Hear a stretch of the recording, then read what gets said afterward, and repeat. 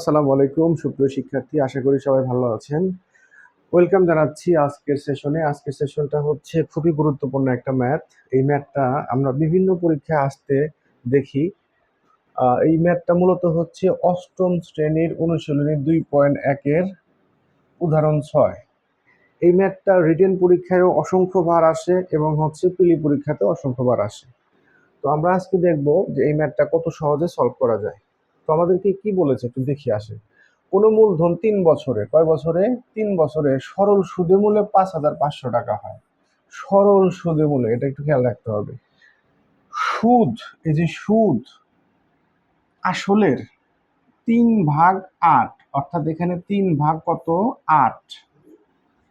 তার মানে হলো এটা হলো সুদ, এটা হলো সুদ, আর এটা হচ্ছে কত? আমার আসল।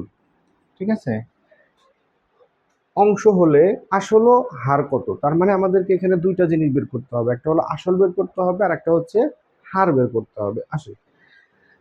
তাহলে আমরা কি এটা চিন্তা করতে পারি না যে এখানে যে টাকাটা আছে 5,500 টাকা, এই 5,500 টাকা মূলত কি? এই যেখানে যে আমাদের বলছে 3/8, তার মানে হচ্ছে এই দুইটা যদি যোগ করি তাহলে কত হয়? 11। এই টোটাল 11 ভাগ সমান কত? 5,500 টাকা। তাহলে আমরা বলতে পারি যে 11 ভাগ সমান, মানে সুদ এবং আসল, আমি ভাষা লিখতেছি না, আপনারা ভাষা লিখবেন, ঠিক আছে? সুদ আসল সমান কত? 5,500। 5,000 কত? 500। আচ্ছা, অতএব এখানে 11 ভাগ সমান যদি এত হয়, 5,500 হয়, 1 ভাগ সমান কত? 11 দিয়ে ভাগ দিলে 5×11 = 55। তার মানে হচ্ছে 500। কত? 500। 1 ভাগে হচ্ছে 500 টাকা। এখন প্রশ্ন হলো, 1 ভাগে যদি 500 টাকা হয়, তাহলে আসল যেহেতু আমার 8 ভাগ, তাহলে আমরা বলতে পারি যে অতএব আসল, আসল হচ্ছে আমার কত? আসল হচ্ছে 8 ভাগ, তার মানে হচ্ছে 500 × 8। 500 × 8 সমান কত পাচ্ছি আমরা? এখানে পাচ্ছি হলো 5×8 = 40, তার মানে হলো 4,000। আমরা কিন্তু একটা অংশ বের করতে পারছি, অর্থাৎ এই যে আসল বের করতে পেরেছি। এখন আমাদের আসল বের করলেই হবে না, আমাদের কাছে কি চেয়েছে? সুদও চেয়েছে।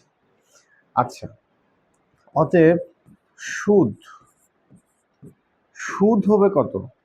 3 বছরের কিন্তু সুদ, একটু খেয়াল রাখতে হবে। কয় বছর? 3 বছর। 1 ভাগ যদি হচ্ছে আমার 500 হয়, তাহলে সুদ হবে কত? 500 × 3, তার মানে হচ্ছে কত? 1,500 টাকা। কত টাকা? 1,500 টাকা। এই 1,500 টাকা হলো সুদ। কয় বছরের সুদ? এই 1,500 টাকা হলো 3 বছরের সুদ। তাহলে আমাদেরকে 1 বছরের সুদ বের করতে হবে। অতএব 1 বছরের, 1 বছরের সুদ, 1 বছরের সুদ কত? এটাকে যদি আমরা কি করি, জাস্ট হচ্ছে 3 দিয়ে ভাগ করে দিই, তাই তো আমরা পেয়ে যাব, তাই না? 3 দিয়ে ভাগ করলে 500 টাকা। 1 বছরের সুদ কত টাকা? 500 টাকা। আমাদের কিন্তু অঙ্ক প্রায় শেষ, খেয়াল করবেন। এখন আমরা কি বলতে পারি? এখন আমরা বলতে পারি যে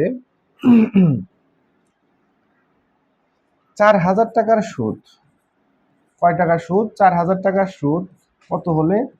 500 টাকা হলে, অতএব 1 টাকা সুদ কত হবে? তাহলে 1 মানেই হচ্ছে কি ভাগ, ভাগ কত? 4,000। এই যে 4,000। অতএব 100 টাকা সুদ কত? তার মানে কি শতকরা বের করতে হলে তো 100 দিয়ে বের করতে হয়, তাহলে উপরে হচ্ছে আমাদের 100 গুণন এই 2 শূন্য আর এই 2 শূন্য কাটলাম, ঠিক আছে? এই একটা শূন্য একটা শূন্য কাটলাম, তাহলে আমাদের কি থাকলো? 50 ভাগ কত? 4। আর আমরা 50-কে 4 দিয়ে যদি ভাগ করি 12.5 হবে, কারণ 50-এর অর্ধেক হলো 25, তাকেও যদি অর্ধেক করি তাহলে হলো 12.5।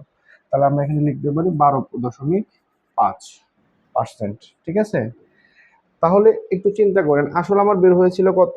এই যে 4,000 টাকা, আর হার বের হলো কত?